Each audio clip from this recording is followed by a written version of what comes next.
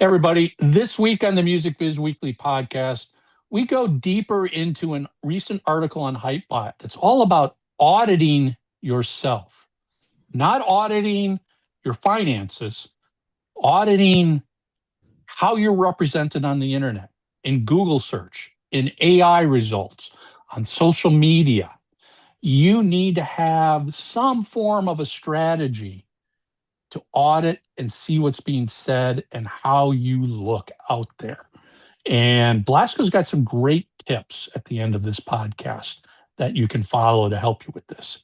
Welcome to the Music Biz Weekly podcast, celebrating over 15 years and over 600 weekly episodes, where Michael Brandvold and Blasco, two longtime music industry pros, discuss the very latest trends, tools and tactics that you need to succeed in this new music business. The Music Biz Weekly podcast has moved to a brand new YouTube channel. Please hit the subscribe button below so you don't miss future episodes. Visit www.musicbizweeklypodcast.com, subscribe on YouTube, follow and rate us on Spotify, subscribe and leave a review on iTunes. We appreciate your support. Hey, Music Biz Weekly podcast. You got Mike, you got Blasco. We're back. Sorry we took off last week. I was sick as a dog. And I mean, it was only just a really bad cold, man. But I don't know.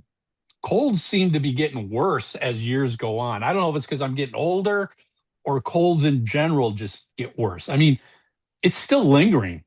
I feel 100 times better, but it's still lingering in my sinuses a week later now. Yeah. And I don't recall colds being that way. I remember, I don't know, when I was a kid, colds came and went really quick.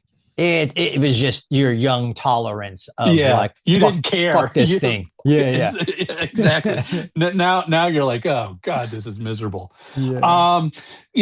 First, I want to give a quick shout out. Our last episode was all about AI and specifically like, do fans even care? And I don't know about you, Blasco, but there were some good discussions popping up online of people responding to that. And I like to see where people's heads are at.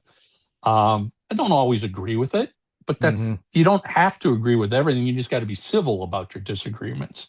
But yeah, thank you for everybody who's taken part in that discussion. And I will tease a little bit. Hopefully in the next couple of weeks, we're going to have a musician coming on who's actually used some AI in creating some music and admitted to using it. I want to dig into their brain as to how did they use it? Why did they use it? What was the response they got to using it? Because this is an interesting world we're now living in when it comes to this AI stuff. But no AI discussion this week. Lasco, there was an interesting article earlier this week on Hypebot, and I don't have it right in front of me because show prep doesn't exist on the podcast. But paraphrasing, it was basically about bands and musicians. Do you audit yourself?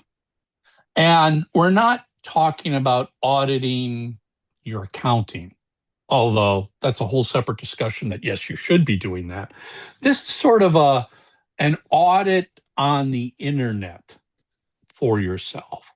Have you ever, and if you do, how often do you actually take and type your name into Google, type your name into ChatGPT, type your name into Facebook, Instagram, whatever, and see what is returned?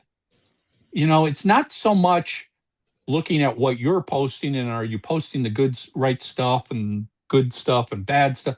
It's like, what does the internet have to say about you? What articles are coming up?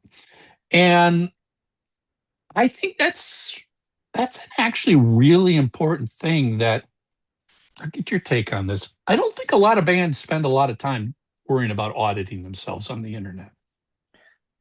I actually have a reminder that goes off for me once a month because in the digital age, there's so many things that that are out there, like your Facebook header, your YouTube header, your tour dates on your Bands in Town page, right? Like there's so much stuff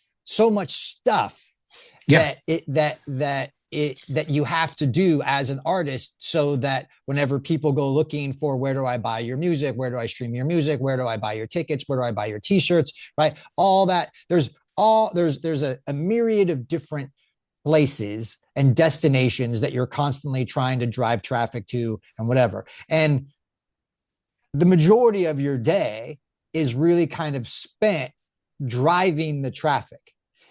So I've got a reminder that sets off every month, so that I go and I audit and I check all of these places to make sure everything is up to date, because out of sight, out of mind, right? Like I'm not looking at my own page the way that a fan or potential fan is going to look at it, right? I'm only looking at it from the artist perspective of, I'm posting, I'm reading comments, I'm replying to comments, right? I'm kind of more locked in to the internal engine of it all, but I'm not front facing all of it at all times. So you kind of notice that in a month, whenever you go and audit and check all of these things, all of these places, things slip through the cracks every once in a while. You're like, wow, I need to update that header. I need to update those dates. I need to update the way that my merch looks in my merch store, right? So I think, on a baseline level of the audit discussion, just auditing all of your stuff so that you're aware, so that you're looking at it from the perspective of the fan, of the customer, whatever, your audience, whatever, however you want to categorize these people. But you got to make sure that your shit is looking slick and up to date. And I think it's important to add, this is, you need to do this yourself, even if you've got a management team that's claiming to do it for you, a record label that's claiming to do it for you, or a fan that's doing it for you. It's not that you want to not trust these people, but they're probably doing this for dozens of other artists at the same time.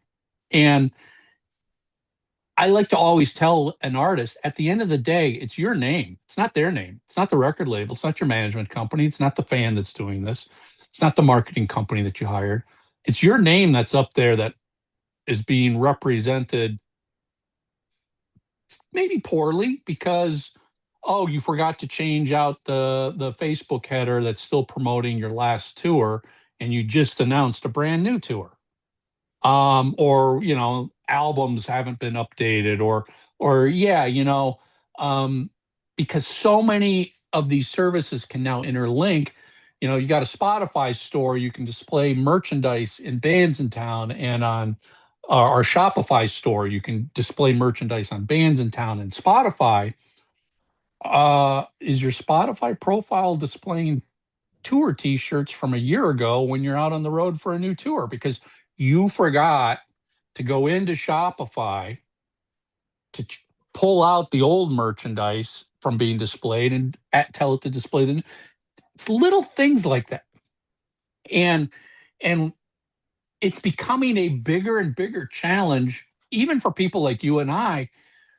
So many of these services keep adding, and in a good way, more and more features, more and more bells and whistles, more and more additions to the settings tab.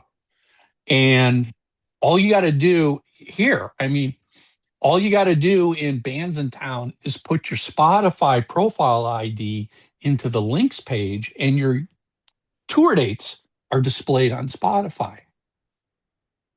But if you don't put it there, they're not going to show up. So, but they do the same thing for Apple Music and YouTube and everybody else they partner with. And it's not a lack of necessarily knowledge. It's just like so much stuff changes that you're like, crap, I got to go check that. I remember reading 2 weeks ago, so-and-so updated their service, and what's being displayed now? Spotify now allows select bands to start uploading full-length music videos. Okay. Do you know where that setting is? How to do that? What it looks like when it's being displayed? If you don't pay attention to it, they're going to probably default to something that you're not in favor of. So yeah, it's a constant game of, to your point, you should be doing this once a month. And you hit the nail on the head. You got to look at it through the eyes of the fan, meaning don't look at it through your back end admin portal. Log out and just go visit the profiles as a average fan and see what it looks like. See how it's displayed. See what the profile bio copy says. God, we all know, you can put X amount of characters on Facebook and X amount on Instagram and X amount on YouTube. And, are they all conveying the same thing? You need to do that. But that's your own personal profiles. An audit will also tell you, well, geez, is somebody else creating a YouTube channel using my name? Is there an Instagram account that's a fake profile? You've run into this, I'm sure. The bigger the artist becomes, the more fake profiles start popping up. Sure. Once a month, I've got some fans saying, "Hey, Blackie Lawless just messaged me on Facebook." I'm like, "No, he didn't. He doesn't use social media at all. It's a fake profile." And now I've got to go find that profile, report that profile, follow up 2 weeks later to see if it's still there and report it again, or did it get taken down. That's almost more important, in my opinion, in the auditing, is to see what is happening outside of your controlled world. Yep. Yeah, that's interesting. As you were talking, I was thinking a good idea could be to take, like, say, top 3 platforms, right? Of the most average of like YouTube, Spotify, Instagram, and maybe spread that over the course of a year and just kind of segment them out like once a month, right? So you're like, this month I'm going to focus on YouTube. And then a good idea would be to go and Google newest YouTube best practices for independent artists. Yep. And it theoretically will give, or even go to ask ChatGPT, whatever, ask a search engine of like, what are the best practices that I may not be aware of? Because it is borderline impossible for even professionals to keep up on the advancements of all platforms. Yep. So if you kind of take a deep breath, take a step back and go, this month, I'm just going to focus on this one platform. What are the newest best practices, and how can I update my platform so that I'm optimized to reach the most amount of people possible? So that's an idea based on what you're saying that I think is a logical approach. I totally agree with that. And I think at the same sense, when you're in, say, YouTube, looking at your profile and your best practices, just do a search in the general YouTube video search for your name or your latest album or your latest single, and see what everything else is that's coming up. Now, hopefully it's just all good stuff. It's somebody doing a review. Maybe it's some live footage, but every once in a while, I've come across, who's this YouTube channel saying they're official? And all right, let me copy that URL. Let me see if there's any information on there that it's linked to a Facebook page, so I can go find out who's behind it. And then you got to start reporting that stuff. You need, and in a worst case, you might have some video content coming up that is not favorable at all to you. I mean, hey, maybe it's somebody pretending to be you as an AI band. And now you're like, okay, I need to go report this to my distributor so my distributor can issue takedowns.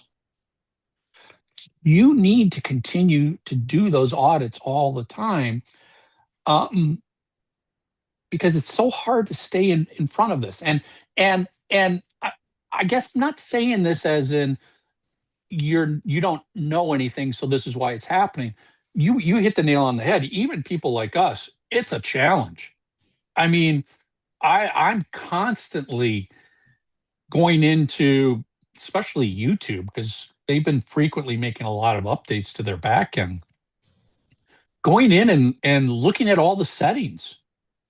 I think I've got everything set right, but I open up every settings window and go through every settings tab. Oh, that's a new checkbox. What does that do? Like, Spotify's got something now where, in an attempt to stop people from posting music to your profile using your artist name, you can approve content, music being added to your profile.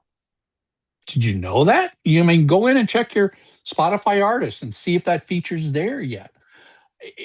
This is all that has to go into auditing.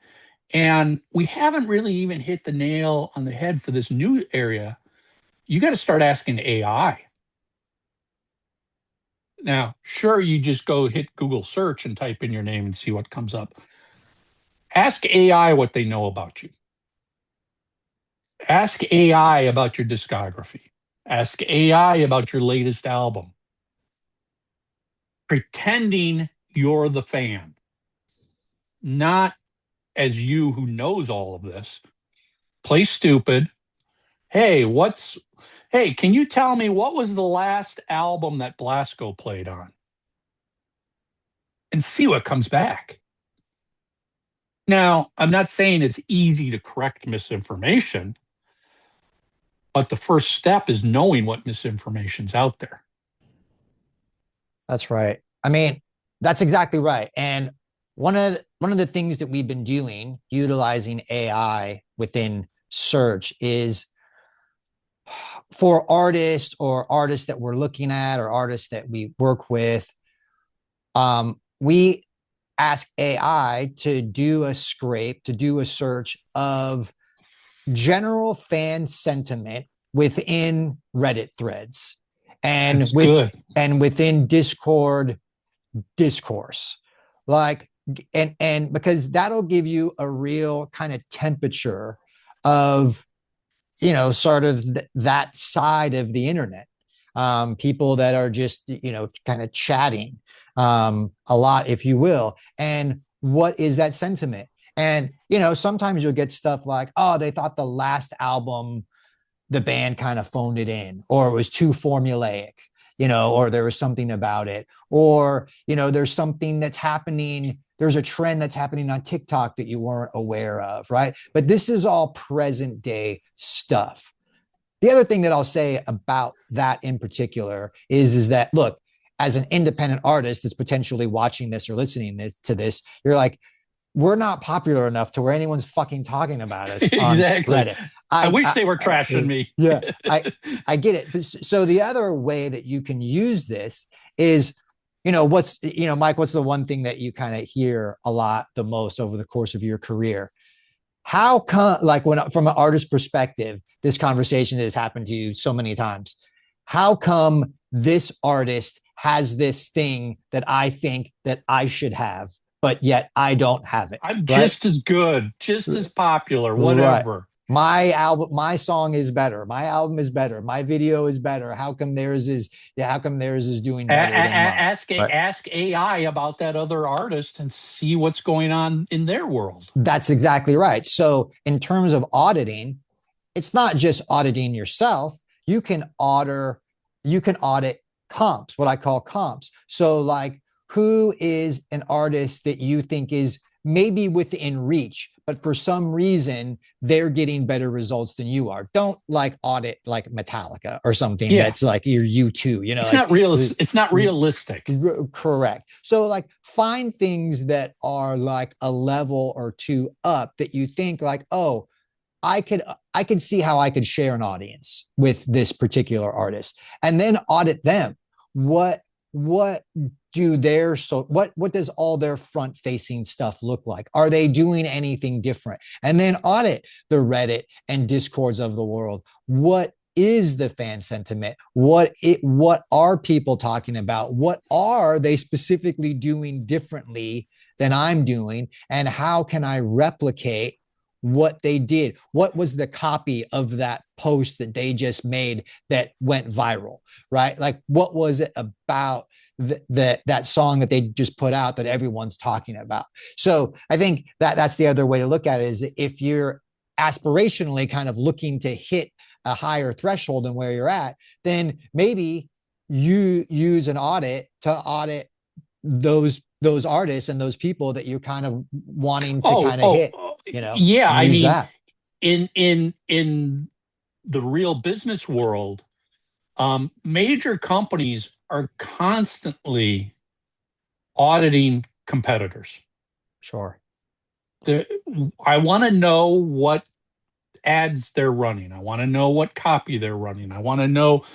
You're constantly looking at your competition, and I will be the first to say that doesn't necessarily mean you immediately change what you're doing based on what they see, but you have to have the knowledge of what's going on out there. You might sit there and go, that's fine. They're playing in their world. We're playing in our world. Nobody's crossing, Ghostbuster reference. No streams are crossing here. We're all good. We're all good. But you got to know what's going on. You need to know what the band in the next town over who's identical to you is doing, because they're going to be coming for the same fans, the same shows, the same venues. You might learn something. You might get a little, oh, that's an interesting idea. Now, I would also be the first to say, don't just blatantly steal an idea and then do it yourself, because that can backfire big time. But look at something and go, oh, that's interesting. Now, if I take that idea and put my spin on it and do it a little differently, and this is how it would work for me, there's nothing wrong with that. You need to always be paying attention to what's going on, on the other side of the fence. ChatGPT is turning out, or any of these AI tools, I just use ChatGPT as a general reference, is a great tool for that. Where a Google search just gives you a long list of stuff, and then you've got to start sifting through and go, well, what's actually meaningful and what's important? ChatGPT tends to do that for you and then returns results to you. You're going to be amazed the more you realize what you can ask an AI tool to do for you. And I don't think there's anything wrong. Again, it's about saving you time. It's about a tool to help you. I've used it. Hey, can you go out and show me all of the reviews of this new album? Even though I run Google searches for the same thing, and I'll always throw this little one out there. If you're not using Google News Alerts, go Google News Alerts. It's a service Google has. It's free to use. All you got to do is you put in keywords, names, whatever you want, and you tell Google, report to me once a day as it happens, give me the best results, give me all results, and you'll get an email, in most cases once a day, of every result that comes back. Some of it ain't specific to you, has nothing to do with you because it's a keyword that applies to somebody else. Like, example, I'm working with a band right now called Storm Force. So I've got search for Storm Force.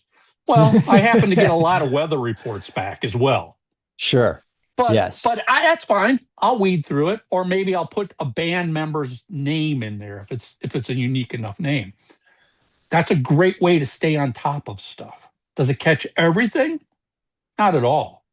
But that's where you can supplement that by doing an occasional AI query and say, return all reviews of this album, return all show reviews, return interviews, whatever. And, usually one or two things pop up that wasn't on Google that you didn't know about. And that's always worth it. Mm-hmm. Yeah, the Google thing is great because it just puts it in your inbox. So it's Yep. like all the artists that I work with. So if you're an independent artist and you've got a band name or there's something specific about you or something specific that you want to know, plug it in to this Google Alerts.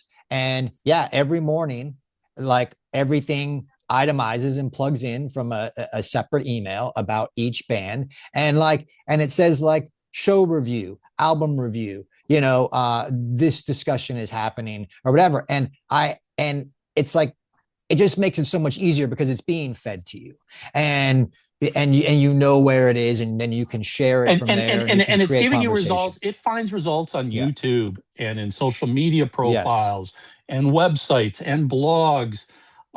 It's pretty robust in what it returns. So, I mean, at the minimum, every single musician should have Google alerts set up for yourself, just for your own name. Mm-hmm. You just want to know if somebody's saying something good or bad about you. Yeah. And occasionally you will find, a troll post somewhere and you're like, oh, okay, I missed that comment, because it'll return comments. All right, I can go delete that comment, or I can address it, or it's so critical. And it's a tool, to your point, it just shows up in your inbox every day when something is found. If it doesn't find anything, you're not going to get an email. So in the height of a tour cycle, an album cycle, you could be getting these things every single day, and it is an incredible source to stay on top of what's being said about you. It's also a great source of content for you to post and share. Exactly. That's a big way I use it for my clients is, all right, I hope media outlets will take the time to email me when they post their interview or post their review. But I'm sure, as you know, Blasco, most of these media outlets won't do that. No. So I've got to go find it. And, okay, hey, all right, I saw that interviewer finally posted the interview. Great. I got the link now. I'm going to put it in my content calendar, and it's going to get posted tomorrow. Yep. How simple is that? You didn't have to write anything. You didn't have to do anything. Just take that URL, post the URL, and you're done for the day.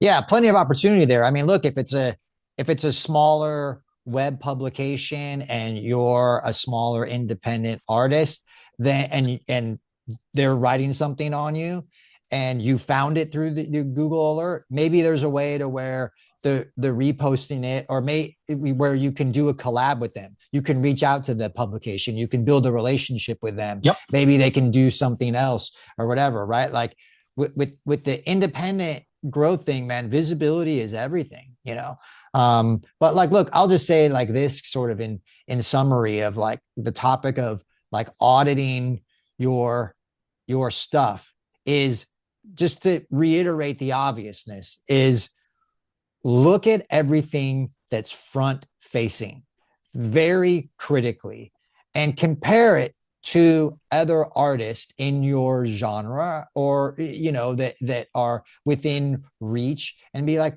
what are they doing? Why does theirs look better than mine, or not? Or if it doesn't look better, what is it different about it? But look at everything from front facing, and then I would say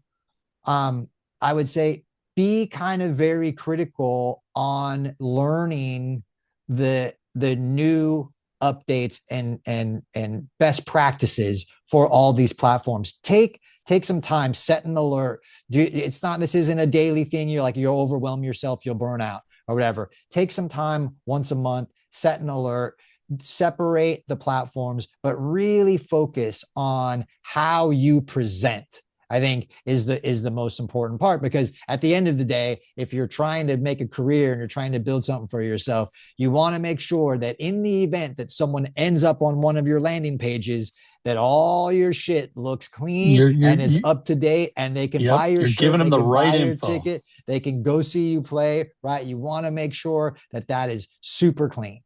Yep, I couldn't agree more. And I will just end and add to that, hypebot.com. I mean, read Hypebot. You don't have to do it every day, maybe once a week, or join their email and get their emails sent to you. They do a great job of posting little updates of, oh, hey, bands in town just added this feature. Oh, hey, YouTube just added this feature. And it's always going to be features that are specific and important to musicians.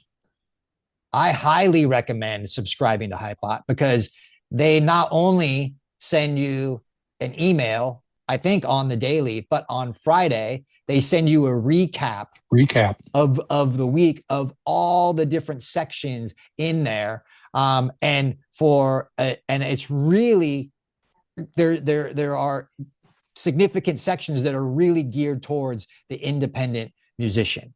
And so, Yes. so if there is a resource that I would say, if you only followed one, Hypebot is the one. That's a good way to know where to take your attention elsewhere to do your audits.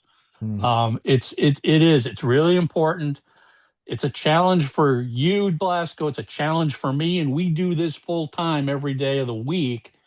I understand how challenging it can be for an independent musician, but you have to do it. You don't want to be surprised when somebody goes, how come this has been sitting out here for 6 months with the wrong tour date? And you're like, I didn't know about it. Go look. Go ask. Go ask the internet. It's pretty good about telling you what's going on. Yeah, man. And look, it's your thing. You're accountable to make sure your thing is optimized. If you want a career, if you want fans, if you want to build this thing up, no one is going to do it for you. That's the reality. Like I said, at the end of the day, it's your name on all of this stuff. Yeah, it's not your A&R rep. It's not your record label. It's not your manager. It's not your marketing team.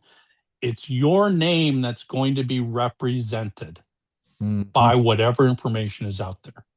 That's right. That's right. All right. Good discussion. Good discussion. And as usual, thank you to Bruce and everybody at Hypebot for all you do to support the podcast. Bruce and Jeremy from Hypebot are joining us next week to talk about all the new changes that have been made to Hypebot recently. And we're looking forward to that, because it looks great now. I love the new look of the website. But that's it. If you've got some comments about auditing, or some tips and tricks you use to audit yourself or competitors, leave it in comments somewhere. We'd love to know. I'm always looking for, especially if there's a new tool out there that can make it easier to stay on top of what's going on. That's it. Music Biz Weekly Podcast. We'll see everybody next week. Every month, thousands of musicians and industry professionals listen to the Music Biz Weekly Podcast. If you have a product or service and would like to reach this audience, get in touch with Michael to discuss sponsorship opportunities. Voices for the Music Biz Weekly Podcast provided by LarryDavisVoice.com.